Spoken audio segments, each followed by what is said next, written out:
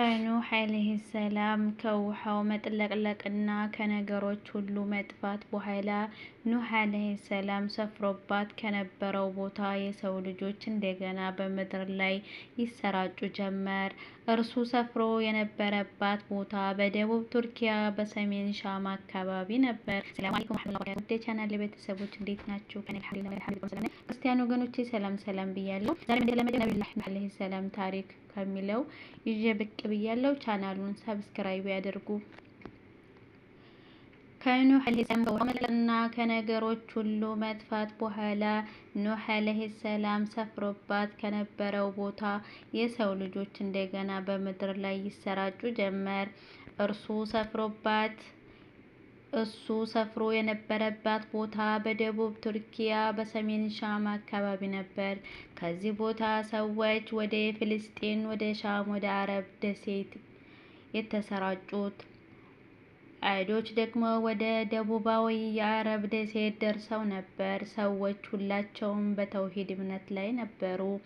ከሰዎች እልቂትና የኑህ ዓለይሂ ሰላም ዝርያ እንጂ ሌሎች ከጠፉ በኋላ አይሁዶች እስከመጡባት ጊዜ ድረስ በተውሂድ አህዳዊ እምነት ላይ ነበሩ። ከጊዜው ርዝመት ጋር ሸይጣን ጎተጎታቸውና እንደገና ጣዖትን እያመለኩ ጀመር። እናም አይሁዶች ከኑህ ዓለይሂ ሰላም ህዝቦች በኋላ ጣዖትን በማምለክ የመጀመሪያዎቹ ሆኑ። ከዚህ በፊት ከተጠቀሰው ስልጣኔዎች በተጨማሪ አላህ ሱብሓነሁ ወተዓላ በአካል ትልቀት አጎናጽፏቸው ነበር። ይህም በቁርአን ተገልጿል። የቁርአን ተርጓሚዎች ሲገልጿቸው ነጫጮች፣ ረጃጅሞችና ግዙፎች ነበሩ ይላሉ። አካላቸው ግዙፍ ነበር። ግዙፍ ብለን ስንል በአደም ዓለይሂ ሰላም ጊዜ የነበረውን አይነት ግዝፈት ነው። አደም ዓለይሂ ሰላም ቁመቱ 60 ክንድ ነበር። እርዝመታቸው እንዲህ አይነት ገደማ ነው። አላህ ሱብሓነሁ ወተዓላ በመጽሐፍ ሁድ ህዝቦችን ሲያናግር የነበረውን ሲነግረን በሱረቱል አልአዕራፍ 69 ከጌታችሁ የሆነ ግሳጼ ከእናንተው ውስጥ በአንድ ሰው ላይ ያስጠነቀቃችሁ ዘንድ ቢመጣባችሁ ትደነቃላችሁን?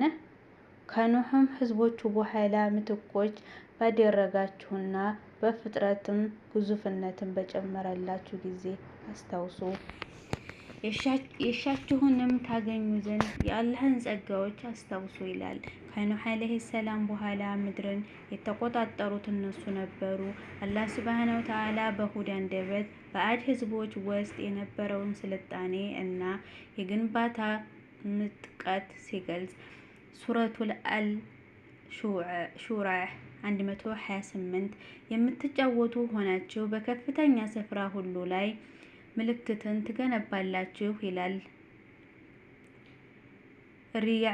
ሪያዕ ማለት ከፍታ ቦታ ማለት ነው።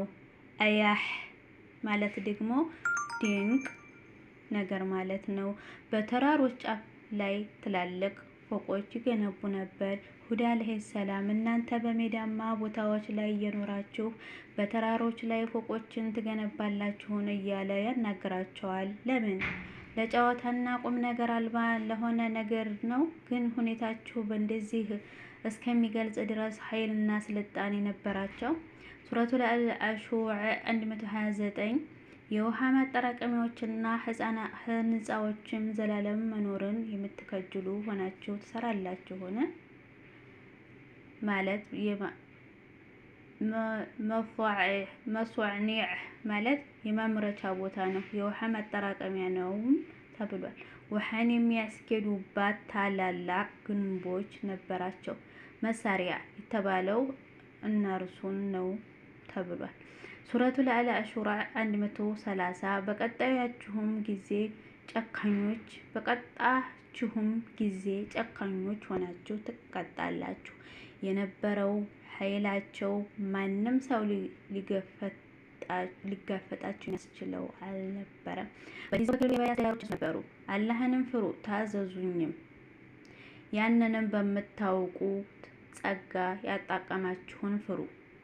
በእንስሳዎችና በልጆች ያጣቀማችሁን በአትክልቶችና በምንጮችም እያለ ያናግራቸዋል ነቢያቸው። እናም የስልጣኔና የቅምጥልና መንገድ እነሱ ዘንድ ነበረ። ውሃ፣ ልጆች፣ ገንዘብ፣ ኃይል፣ ግዝፈት፣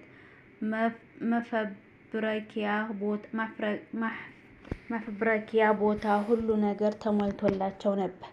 ግን በዚህ ሁሉ አላህን ማመስገን አልቻሉም። አላህ ሱብሓነሁ ወተዓላ እንዲህ ይላል፣ አንድም በምድር ላይ ያለ አግባብ ኮሩ፣ ከእኛ ይበልጥ በኃይል ብርቱ ማን ነው አሉ። ያ የፈጠራችሁ አላህ እርሱ በኃይል ከነሱ ይበልጥ የበረታ መሆኑን አያዩምን? በተአምራታችንም ይክዱ ነበር። ጉዳያቸው እዚህ ደረጃ ሲደርስ እና ሰዎች ላይ ሁሉ የበላይ ሲሆኑ አላህ ሱብሓነሁ ወተዓላ በማመስገን ምትክ በምድር ላይ ይኮሩ ጀመር። እነሱ በካዱ ጊዜ አላህ ሱብሓነሁ ወተዓላ ሁድን ወደ እነሱ ላከባቸው። ሁድ ወደ አላህ መንገድ ይጠራቸው ጀመር። ወደ አድም ወንድማቸውን ሁድን ላክን። ወገኖቼ ሆይ አላህን ተገዙ፣ ከእርሱ ሌላ ምንም አምላክ የላችሁም፣ የአላህን ቅጣት አትፈሩምን አላቸው። ከህዝቦቹ እነዚያ የካዱት መሪዎች እኛ በሞኝነት ላይ ሆነን በእርግጥ እናያሃለን፣ እኛም ከውሸተኞች ነህ ብለን እንጠረጥርሃለን አሉት። እርሱም አላቸው፣ ወገኖቼ ሆይ እኔ ሞኝነት የለብኝም፣ ግን እኔ ከዓለማት ጌታ የተላኩ ነኝ። የጌታዬን መልእክት አደርስላችኋለሁ። እኔም ከእናንተ ታማኝ መሐሪ ነኝ።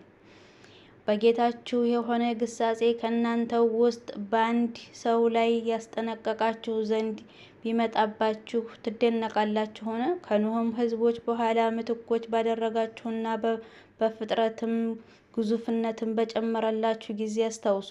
የሻችሁንም ታገኙ ዘንድ የአላህን ጸጋዎች አስታውሱ አላቸው።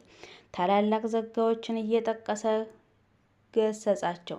እነሱ ግን በወንጀላቸው ዘወተሩ። ሁድ ወደ አላህ መንገድ መጣራቱን ቀጠለ።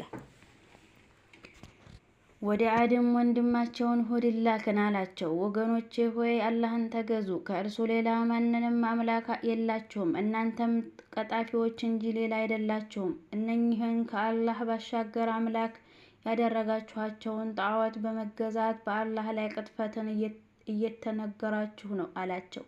ህዝቦቼ ሆይ በእርሱ በማድረሴ ላይ ምንዳን አልጠይቃችሁም። ምንዳዬ በዚህ በፈጠረኝ ላይ እንጂ በሌላ ላይ አይደለም። አታውቁምን? ህዝቦቼ ሆይ ጌታችሁን ምህረትን ለምኑት፣ ከዚያም ወደ እርሱ ተጸጸቱ። ዝናብን በእናንተ ላይ ተከታታይ አድርጎ ይልክላችኋልና ወደ ኃይላችሁም ኃይልን ይጨምርላችኋል። አመፀኞችም ሆናችሁ አትሽሹ። ደግሞ ታዲያዎች መልስ ምን ነበር? የኑህ ዓለይሂ ሰላም ህዝቦች በኑህ እንዴት ተሳለቁት? እነሱም ይሳለቁበት ጀመር አሉ። ከፊሎቹ አማልክቶቻችን በክፉ ነገር በእብደት ለክፈውሃል እንጂ ሌላ አንልም አሉ። እኔ አላህን አስመሰክራለሁ ከምታጋሩትም እኔ ንጹህ መሆኔን መስክሩ አላቸው። ማለት ከአማልክቶች አንዱ ቀስፎሃል፣ ታመሃል፣ ለአማልክቱ ባለህ ጥላቻ ምክንያት ለጉዳት ዳርገውሃል እያሉ ነው። ከህዝቦቹም እነዚያ የካዱ በመጨረሻይቱ ቀን መገናኘት ያስተባበሉት በቅርቢቱም ህይወት ያቀማጠላቸው ታላላቅ ሰዎች ይህ ቢጤያቸው ሰው እንጂ ሌላ አይደለም። እርሱ ከምትበሉት ምግብ ይበላል፣ ከምትጠጡት ውሃ ይጠጣል አሉም። ቢጤያችሁም የሆነው ሰው ብትታዘዙ እናንተ ያን ጊዜ በእርግጥ የተሞኛችሁ ናችሁ አሉ። ሱረቱል ሙእሚኑን 35 እናንተ በሞታችሁና ይቀጥላል። በድጋሚ ለዚህ ቻናል አዲስ የሆናችሁ ሰብስክራይብ ቪዲዮውን በመጫን ቤተሰብ የሆናችሁ አበረታቱኝ። በቀጣይ ቪዲዮ እስከምንገናኝ ሰላሙን አለይኩም ወራህመቱላሂ ወበረካቱ።